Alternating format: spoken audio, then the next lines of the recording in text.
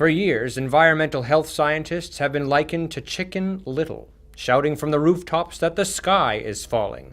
Now the evidence is piling up, and it's showing that when it comes to our health, Chicken Little might be right. Rates of a whole series of diseases in children are rising. Rates of asthma have increased threefold in the last 30 years. The two principal types of childhood cancer, which are leukemia and brain cancer, have both increased by about 40%. Rates of autism, attention deficit disorder, and other learning disabilities are up. Certain birth defects have more than doubled. So the question comes up, what's causing this? Dr. Philip Landrigan saw the effects of toxic chemicals on children when he was a pediatric resident in the 1960s and is one of the world's leading experts on environmental health.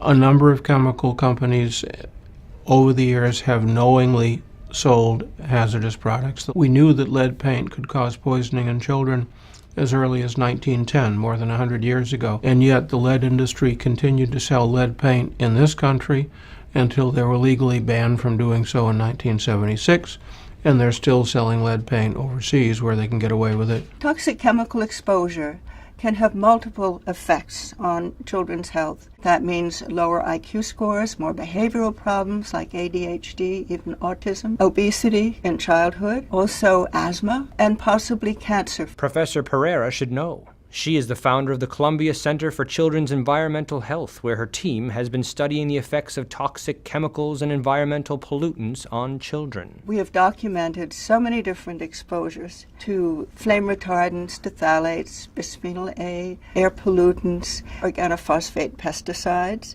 chemicals that shouldn't be in the bodies of newborn children.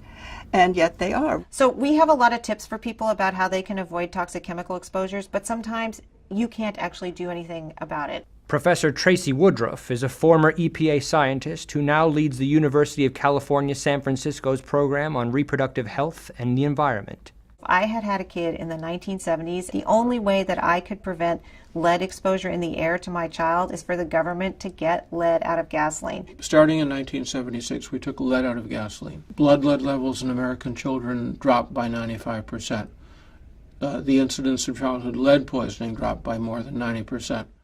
The effects of toxic chemicals, scientists say, begin before children are born. Children are exquisitely sensitive to many of these toxic exposures, and that's because the brain and other systems are developing very, very quickly. And during this period, you can almost think about a choreography, a dance that is very tightly programmed.